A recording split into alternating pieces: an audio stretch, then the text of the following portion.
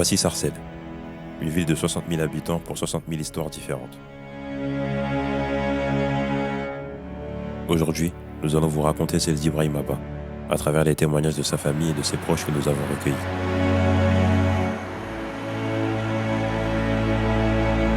Vous en saurez plus sur sa personne, son caractère et ses ambitions.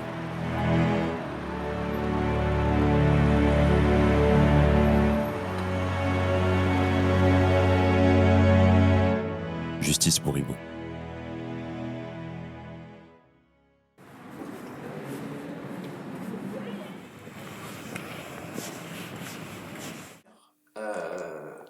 Rapidement, qui était Ibrahim?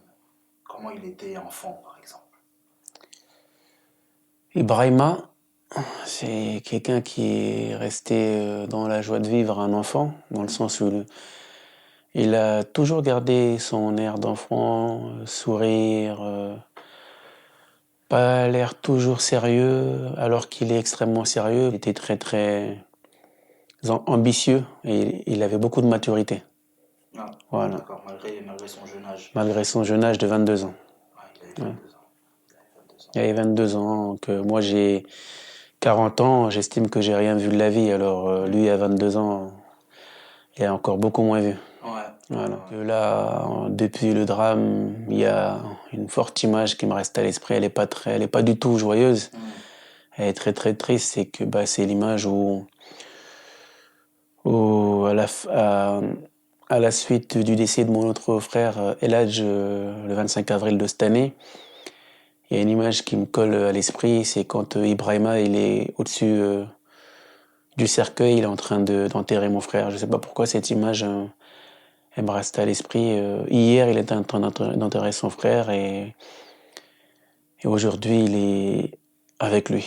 Souvent, je lui faisais des sorties dans Paris parce que j'aime bien Paris et je pense que c'est une ville qui instruit beaucoup dans le sens où il y a une ville, il y a beaucoup d'histoire, beaucoup de culture. Donc j'avais l'habitude de l'amener sur Paris en transport. Ensuite, on prenait des Vélib.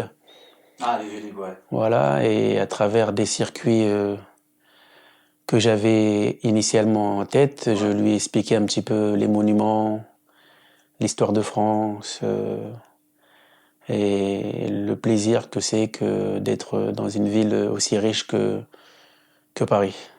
D'accord. Vous étiez quand même super proches. En fait, quand on discute avec lui, on voit pas cette différence d'âge. D'accord. Parce qu'il a la répartie et parce qu'il est très respectueux. Donc vous n'avez pas de frein. Vous pouvez vous lâcher avec lui. D'accord. Peu importe, même Et malgré ouais, la différence d'âge, voilà, vous étiez... on était bien, mais il était encore bien plus proche avec mon autre frère qui est décédé, qui lui aurait eu 37 ans. Donc il y avait aussi un énorme décalage d'âge. Mais cela dit, ils paraissaient comme des frères jumeaux. D'accord. Parce qu'ils étaient vraiment H24 ensemble. D'ailleurs, Ibrahima, il travaillait en tant que chauffeur-livreur dans la boîte d'Eladj. Dans la boîte Eladj. Voilà. Okay. Donc, il travaillait dans cette boîte pas forcément par nécessité ou par besoin. Oui. C'était vraiment parce qu'il voulait être proche de son frère, en fait. Il avait un niveau d'études, il voulait continuer à faire une licence, mais il était partagé entre cette ambition d'entrepreneuriat. Ouais. Il s'est dit que en bossant avec son frère, il ferait une pierre deux coups, passerait du temps avec lui, et il se formerait en étant dans la vie active. Et justement, cette expérience dans l'entreprise de son frère, Eladj, l'a amené à... Il devait concrétiser dans ce mois-ci un achat d'un bail commercial à la gare de Villers-le-Bel. Donc c'est vraiment pour dire que malgré son jeune âge, il avait beaucoup de maturité et psychologiquement parlant et dans le fait de vouloir se développer dans la société. Voilà. Non, tu sais, moi, je suis son grand frère, on n'a jamais été, j'ai jamais eu à lui crier dessus. Voilà, je lui conseille, voilà, ça, j'arrête pas. Après, tu connais les petits jeunes, hein, ils t'écoutent, c'est toujours t'inquiète, oui, t'inquiète pas, non, non, non, mais non, j'ai jamais eu de dispute avec lui. D'accord. Voilà, tout ce que je lui disais, c'est toujours ok. Si je lui dis, viens chez moi dormir ce week-end, ou viens me voir, m'aider à faire quelque chose, y a pas de problème, ok, t'inquiète, tu vois. Ouais. Mm. Justement, j'aimerais rebondir sur ce que tu as dit par rapport aux conseils. Ouais. Quel conseil tu avais l'habitude de lui donner? Ah bah, tu sais, moi, les conseils, c'est par rapport à, tu sais, hein, on a grandi ici, Mhm, donc du vécu quand même. On sait, on sait ce qui s'est passé ici, à Sarcelles, ce qui se passe. mhm. Donc le petit, bah, je voulais pas que les parents ils aient des soucis, quoi, tu vois. Je veux pas que les parents s'inquiètent parce que tu connais les jeunes maintenant, avec ce qui se passe dehors, les parents ils dorment pas tranquilles. Mhm, Ils dorment pas tranquilles. Donc mhm. quand eux ils dorment pas tranquilles, mais en fait c'est moi qui dors pas tranquille parce que c'est toujours ouais, il m'appelle, ouais, ton petit frère il est dehors, non, non, non, tu vois. Donc ouais, ouais, je lui conseillais par rapport à ses études, c'est pareil, tu vois. Mhm, Donc j'ai toujours essayé d'être derrière lui mhm, pour qu'il puisse étudier et surtout penser à son avenir, tu vois. mhm. C'est, voilà, c'est des conseils de grand frère, quoi, tu vois. Ouais, Conseils de grand frère. ouais, ouais, ouais. Quel est l'événement qui vous a rendu le plus fier? À son BTS, hein. Déjà le bac, ensuite le BTS. Le bac, ensuite le Mm. BTS. Donc pour vous aussi la même chose? Bah, l'événement, moi je dirais pas l'événement, moi je dirais. C'est. Je dirais plutôt le fait qu'il ait toujours été en fait dans la religion. Hmm, Et il priait beaucoup. d'accord. Et pour moi j'étais fier de lui par rapport à ça. Parce que moi je suis pas encore assidu sur ce point-là. Donc j'étais fier de le voir prier régulièrement. Que, C'est vrai que pour son jeune âge, il était très, très pur. voilà, il avait sa djellaba dans sa voiture. Et voilà, il loupait pas les heures de prière, quoi. D'accord. Donc ça, j'étais fier de lui par rapport à ça déjà. Il était passionné de sport, hein. Il faisait de la boxe, il a fait de la boxe. D'accord. Il a fait de la boxe. Il a fait de la boxe ici à Garges, Ok. entre autres. Et la moto, bien sûr. La moto, c'était sa passion. Ouais, c'était un fan de moto. Ouais, c'était un fan de moto, ouais. D'accord. C'était un fan de Et du moto. coup, sa moto, il l'a acheté quand? Je pense que celle-ci, il a dû se la procurer peut-être au mois de mai ou mai, je crois, Ok. après le décès de son grand frère. De son frère. Mm. D'accord. Ok. Djibo et bah, la famille Djibo, c'est comme mes cousins. On n'est pas liés de sang, mais c'est considéré comme la famille puisque nos mères, elles se connaissent très bien, enfin nos parents se connaissent très bien. Et en gros, quand on se présentait l'un à l'autre, c'était mon cousin et moi j'étais sa cousine. Pareil pour ses frères et sœurs, Diane, Adja, etc. C'est comme la famille. Et ben, nous deux, on était proches. C'était comme mon frère. C'est comme ton frère. Ouais. Et si tu devais le décrire en trois mots? En 3 mots, Ouais. souriant, Mhm. vanner, et bien vanné, Ouais. et un gros mangeur. Ouais. Ça, quand vous allez au resto. Même, genre, des fois, il passait en bas de chez moi, il me disait, je suis là, il y a quoi à manger chez toi? Ouais, ok, je vois. Voilà. Et bon, enfin, de tous ceux qui le connaissent, ils savent qu'il aimait trop manger, il mangeait trop bien et c'était sa passion. Manger, c'était sa passion. Ouais, mais c'est un gros mangeur. Même si on s'embrouillait, on s'est jamais vraiment embrouillé. Même si ça se passait mal, au final, ça finissait toujours par rigoler. Parce Ouais, qu'il ça allait te finit. sortir une petite phrase qui Ouais, allait te faire rigoler, et qui après allait ça faire allait sourire. repartir normal. Ouais, ok. Ok. Donc c'est cette relation que tu avais avec lui. Ouais. Quand t'es avec Thibaut, t'es obligé de rigoler. Je sais que quand, genre, j'étais énervée, genre, je me réveillais énervée ou je m'embrouillais avec quelqu'un dans la journée, je savais que si je l'appelais, je dirais que j'allais rigoler. Ouais. Genre, vraiment, il y a un moment de ma vie où quand j'étais énervée, je l'appelais et je savais que j'allais rigoler. Et je rigolais tout le temps. Ah, ça, c'est fort, ça. Donc il a vraiment eu un impact sur. Ouais. Non, Il a- c'est quelqu'un d'important. Ouais. Ça, c'est sûr. Il y a pas de mots pour le décrire. La nouvelle, comment tu t'es senti, toi, à ce moment-là? J'étais au resto. Sa cousine, elle m'a appelée. Elle m'a dit... Elle était en pleurs, en fait. Mais je me disais qu'elle allait me dire quelque chose par rapport à sa vie à elle. Elle me dit, Aïssato, assieds-toi, assieds-toi, assieds-toi. Et j'ai dit, à quoi? Elle me dit, Ibo, il a fait un accident de moto.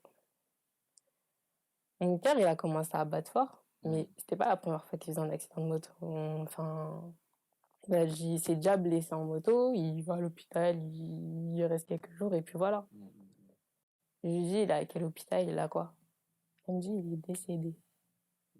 Et là, dans ma tête, ça a vrillé. J'ai posé mon téléphone, j'ai raccroché.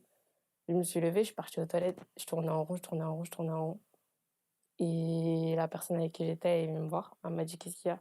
Là, je lui ai répété ce qu'elle m'a dit. Et ça, en fait, c'est au moment où j'ai dit le mot décédé, où le mot décédé est sorti de ma bouche, que je me suis dit, en fait, là, c'est pas possible.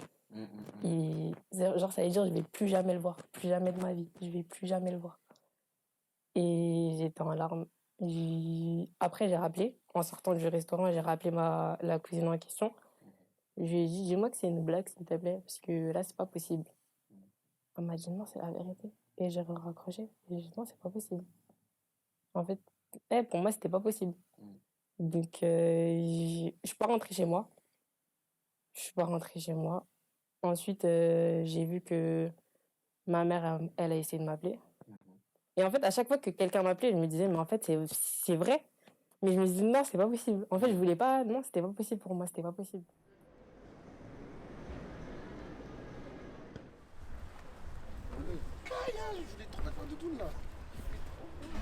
Quand? À quel moment vous l'avez rencontré, Ibo? Moi, depuis que je suis petit, parce que c'est mon voisin. D'accord. Dans le même Porsche, je crois. Enfin, près du même Porsche. Ouais. Ça fait longtemps, je crois. Vous avez quel âge?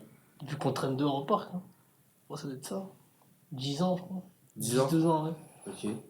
Moi, c'était à l'école primaire. École Dès primaire. maternelle, même, on était dans la même classe. D'accord. Vous étiez à quelle école? On était à l'école Jaurès. Jean Jaurès? Ouais. Ok. Ouais, moi aussi, c'était à Jaurès. Parce que j'avais déménagé, j'étais au 8 mai. Je suis arrivé ici. En 8 ans, j'étais à Jaurès aussi, parce qu'on est à l'école primaire. À 8 ans. Comment ça s'est passé la première fois que vous avez discuté avec Moi, lui? Ibo, c'est plus avec le sport, avec la boxe. Quand il m'a revenu à la boxe, là, à la gare, je crois que c'était en 3e, je crois. D'accord. Depuis, on traînait tout le temps ensemble, en 3e seconde. D'accord. Ouais, comment on portait à la boxe ensemble. Ouais, moi, ça avait plus été genre la relation que nos grands frères avaient. Parce que son grand frère, il avait son grand frère qui était pote avec notre frère. Ouais. Et de là, après, on a traîné ensemble, on a joué au foot ensemble à la SS Sarcelles. D'accord. Ah, il a fait du foot? Ouais, il a fait du foot aussi. Ah, ok. Il a Ok, fait ça du c'est bon à foot. savoir. Ok. Et après, depuis, on a toujours été ensemble. Hein. Toujours. Ouais. C'est pas grave. Moi, c'était à l'école primaire. Enfin, on était dans les mêmes classes à chaque fois.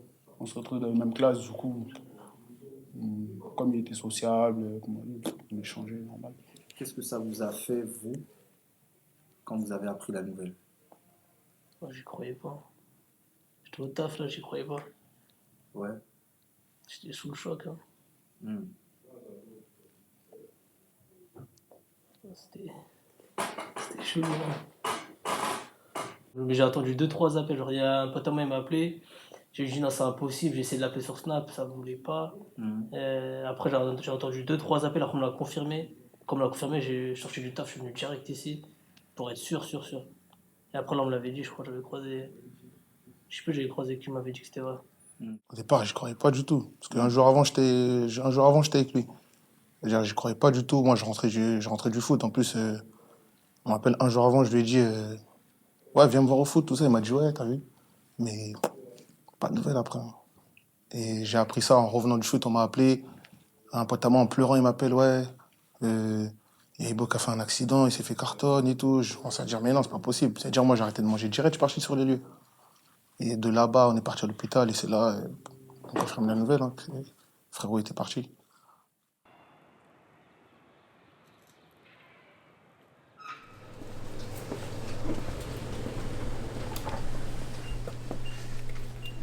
Vous l'avez déjà vu un petit peu dans les parages, dans le quartier? Oui.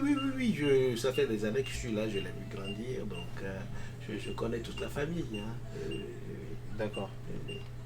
Ok. Et ça n'a jamais été un enfant difficile?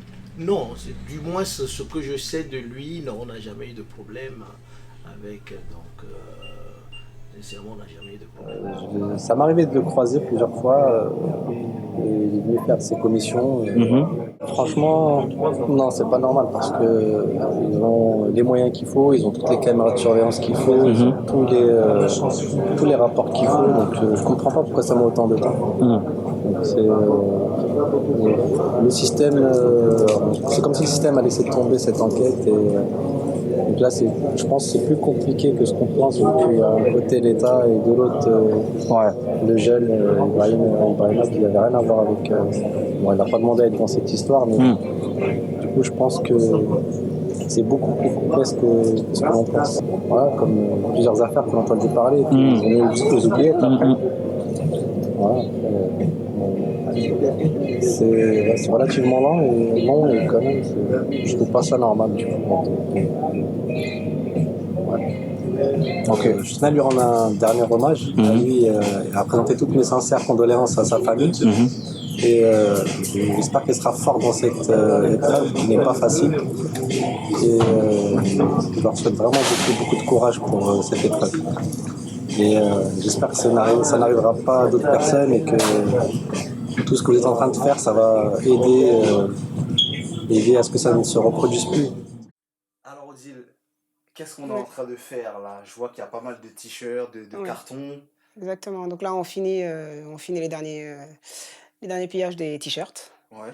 Et pour mettre en carton pour l'événement de samedi. Ouais, pour l'événement. Voilà, c'est ça. Donc là, on a tout trié par taille, Ok. par couleur. Et voilà, il n'y aura plus qu'à mettre dans les cartons. Ok. Tac, on va mettre ça là. Et du coup, j'aimerais savoir quelle était ta relation avec Ibrahima? Ibo, c'était mon beau-frère. C'était le petit frère de mon mari, donc. Donc on s'entendait très bien. Depuis que je le connais, moi, j'ai jamais eu de problème avec lui. C'était un garçon, il n'y a rien à dire, quoi. C'était une crème. Super gentil, marrant. Il adorait les enfants, ses neveux. Mon fils, Isaac, qui a 2 ans, était très proche de lui. Donc tous ses neveux et nièces, c'était vraiment un garçon adorable. Moi, j'ai jamais eu de problème avec lui. Tous les repas de famille, il était là. On a fait Noël dernier ensemble aussi. Donc ouais, c'était un garçon adorable, gentil, tout. Même pas assez d'adjectifs pour le qualifier, quoi, tellement que c'était vraiment quelqu'un de généreux. Et voilà, quoi, je l'aimais beaucoup, je l'aime toujours, je l'adore, je l'oublierai jamais, quoi. Ouais. Aziza, petite amie, alors est-ce que tu peux me dire comment tu te sens? Alors, comment je me sens? Je me sens vide. Je ne saurais même pas décrire comment je me sens, justement, vu que moi-même, je sais pas. Ok. Alors, comment vous vous êtes rencontrés? Alors, c'était il y a quelques années déjà. Il faisait Hitch. Donc, voilà. Et on avait commandé un Hitch. Et il s'avérait que c'était lui. Donc il nous a déposés, etc. Bon, depuis que on le connaissait même pas, il était déjà drôle. Donc il déconnait avec nous et tout sur le chemin et tout. Et après, sur le retour, il a dit si vous avez besoin, vous nous dites, et tout, etc. Enfin, je repasse ce que vous cherchez et tout. Donc, du coup, il est revenu et tout, il nous a déposés. Puis on continue à rigoler avec lui. Et en fait, en partant, j'ai oublié mon écharpe dans sa voiture. Sans faire exprès, bien sûr. Oui, bien sûr. Et après, il nous a rappelé pour dire qu'il y avait une écharpe il a rappelé mon ami pour lui dire qu'on a oublié une écharpe. Puis il lui a passé mon numéro pour que je la récupère. Et puis, voilà, j'ai jamais vu cette écharpe. Donc, voilà, c'est tout. On a continué à parler. Puis, voilà. Comment toi, t'as appris la nouvelle? En fait, on était censé se voir. Du coup, j'ai envoyé des messages, je l'appelais, mais il me répondait pas. Et j'ai son cousin qui m'a appelé. Je pensais que son cousin aussi allait me dire est-ce que tu es avec lui pour savoir où est-ce qu'il est. Et finalement, il me dit Ibrahima, il a fait un accident. Après, je suis dit d'accord, tu me tiens au courant. Pour moi, c'est pas son premier accident, donc je me suis dit Voilà quoi. Et je vois qu'il était un peu bizarre. Donc, du coup, je le rappelais et tout, il me répondait pas.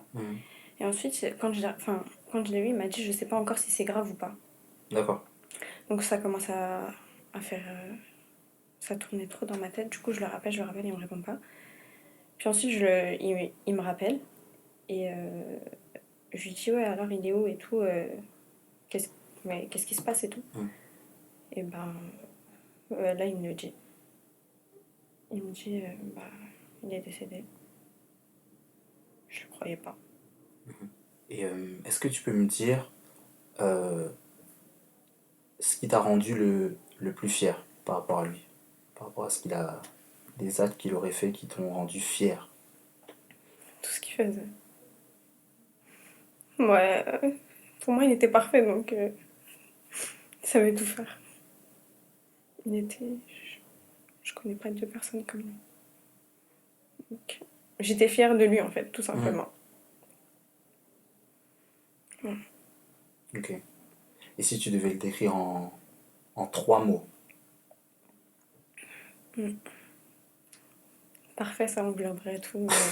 Mais il était ambitieux. Il est drôle. Il est débrouillard. J'en ai encore plein. On comptait se marier. Ça fait... déjà, ça faisait 3 ans qu'on était ensemble. 3 ans? Ouais. Et moi, je faisais que demander quand est-ce qu'on allait se marier. Et puis là, il m'a dit que cette année, on devait se marier. Voilà. Donc déjà, c'est le projet principal. Après, voilà. On peut avoir une...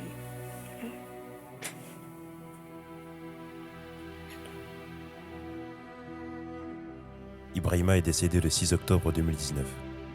Les circonstances de son décès demeurent encore floues. L'enquête est en cours. Bonsoir, je m'appelle Diane Ba, je suis avec mon grand frère Tierno Ba. Nous sommes les grands frères d'Ibrahima Ba. Nous organisons par le biais de l'association Paix et Justice pour Ibrahima Ba le mardi 17 décembre 2019 une conférence de presse à Sarcelles. En tant que partie civile, nous avons eu accès au dossier. Nous avons des informations à faire partager dans le cadre de cette affaire. Paix et Justice pour Ibrahima Ba. Le combat de la famille Djibo est mené dans un seul but, celui de rétablir la vérité. Car seule la vérité et la justice permettront aux proches d'Ibo de faire leur deuil dignement. On se doit de rétablir la vérité. De savoir ce qu'il en est, en fait. En fait, on demande juste la vérité. Parce que rien ne changera, en fait. C'est juste... il reviendra pas, c'est juste on a besoin de savoir, pour savoir où est-ce qu'on en est. C'est tout. Pourquoi ce combat est si important, selon vous? Déjà, bon pour nous déjà, parce que nous on a grandi avec lui. Ouais. On sait c'était quel genre de personne Ibo.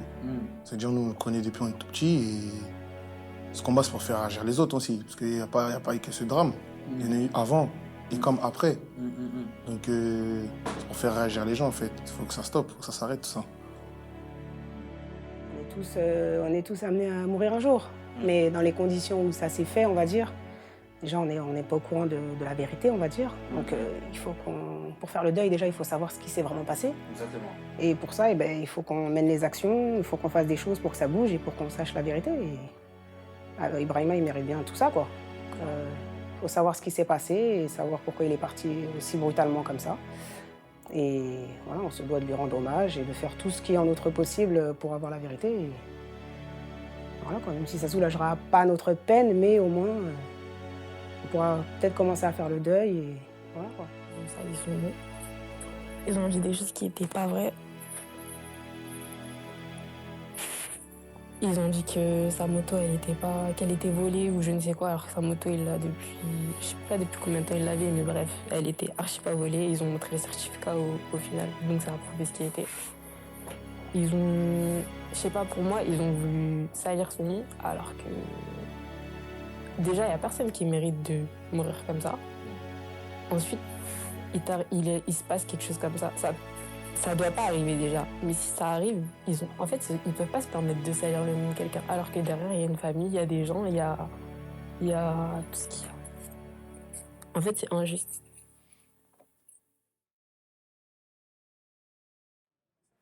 c'est dur de subir la mort, mais dans de telles circonstances extrêmement pénibles.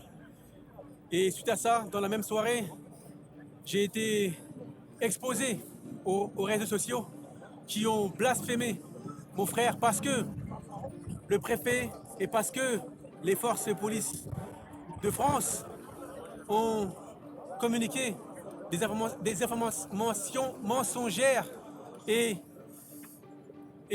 criminalisant mon frère parce qu'ils ont dit que cette moto était volée.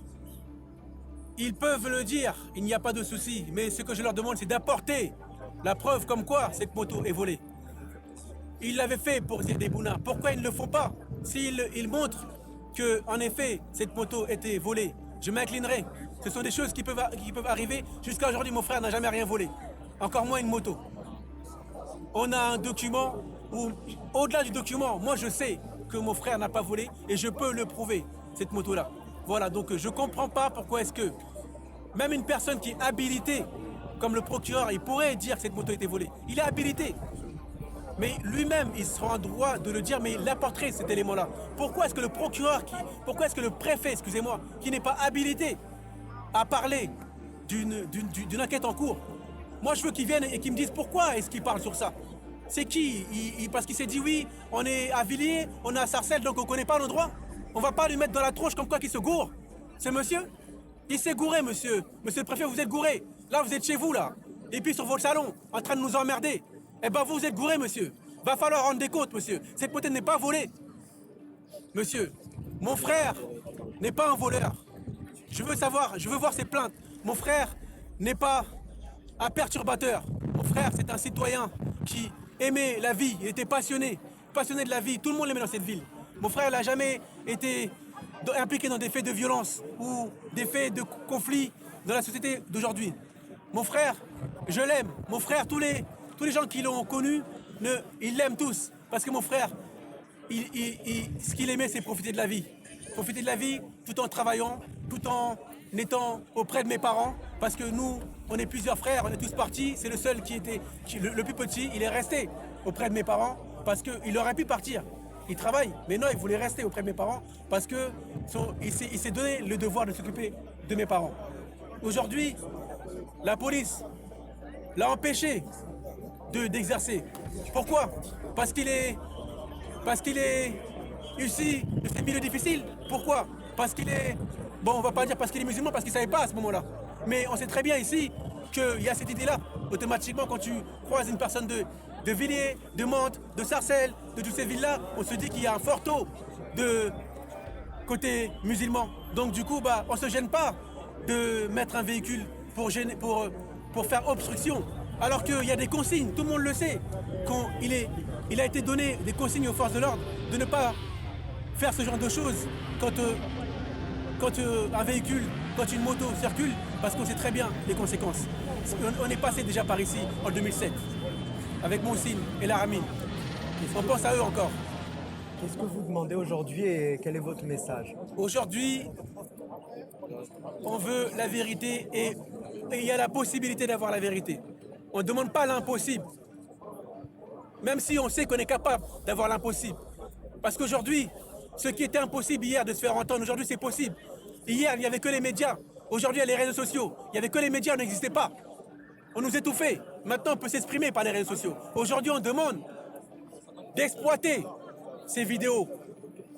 Maître Bouze Roux a porté plainte et a demandé au procureur de saisir ces vidéos afin que la vérité soit rétablie. Je demande un message de paix à tous ces jeunes de ces milieux difficiles de ne pas les céder à leurs tentations parce qu'ils nous provoquent. Ils savent qu'on est en train de subir. Ils vont nous chambouler pour qu'on cède, qu'on pleure et qu'on casse. On ne fera pas parce qu'ils ne vont pas détourner le sujet aujourd'hui. Le sujet, c'est tous ces drames, toutes ces violences policières. Il faut que ça cesse. On ne va pas venir nous dire oui, aujourd'hui ils ont cassé les magasins, donc on oublie le décès. On oublie cette violence policière. On ne va pas l'oublier. On ne va pas leur donner l'occasion de venir nous parler de ces choses-là qui ne nous intéressent pas. Qu'on ne vienne pas nous parler de violence. C'est nous qui subissons la violence. C'est à eux de nous expliquer pourquoi est-ce que c'est toujours ici qu'on subit les violences.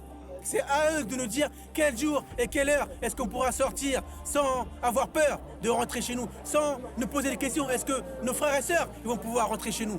Est-ce que c'est normal aujourd'hui qu'il y ait un mort et qu'il n'y ait que les citoyens qui soient là aujourd'hui? Pourquoi? Pourquoi il n'y a que nous? Comme je l'ai dit tout à l'heure, quand William Thuram a tenu des propos, il n'y a pas eu d'acte, il n'y a pas eu de mort. Il a tenu des propos que certaines peuvent condamner. Certains, mais il y avait combien de personnes? On ne peut même pas citer. Des gens de tous bords sont arrivés pour le condamner. Mais aujourd'hui, ils sont où les gens quand un enfant meurt? Il avait 22 ans, vous vous rendez compte? Aujourd'hui, on meurt en France à l'âge de 22 ans. On est où? On est en France? Le pays des droits de l'homme? Ça, c'est quoi ça? C'est juste... C'est inacceptable. C'est pas normal. Il va falloir que toutes ces personnes-là qui sont en mesure de changer les choses, toutes ces personnes-là issues de minorités, toutes ces personnes-là qui ont vécu dans ces milieux difficiles, qui ont réussi aujourd'hui, va falloir qu'ils viennent dans la cause pour nous aider. Parce que eux, ils ont la notoriété. Nous, on n'existe pas. On a besoin qu'ils viennent nous aider. Parce que c'est grâce à nous aussi qu'ils sont arrivés là où ils sont arrivés. Merci d'être venus. Merci beaucoup.